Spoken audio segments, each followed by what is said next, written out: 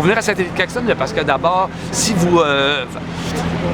vous avez des antécédents de caxtonnerie par la légende, par cette oreille-là avec laquelle vous auriez pu apprécier les contes de Saint-Élie-de-Caxton, bien déjà, c'est une belle manière de vérifier la dose de véracité de ces histoires-là, en venant vérifier sur place. Sinon, il y a quelque chose de le fun dans le fait d'arriver dans ce village-là, qui est un vrai village, un village où les gens habitent. Il y a un village où il y a beaucoup de conteurs par capita, c'est-à-dire qu'il y a à Saint-Élie-de-Caxton une langue, une manière de dire les choses, une invitation à s'asseoir sur la galerie. Donc, pour croiser cette ambiance-là de village qui est assez étonnante et qui perdure malgré le fait qu'il y a beaucoup de touristes à chaque année, il reste cette affaire-là bien avenante, bien facile et bien jasante et bien placotante. Puis ça, même quand on y habite, on s'habitue pas à cette affaire-là.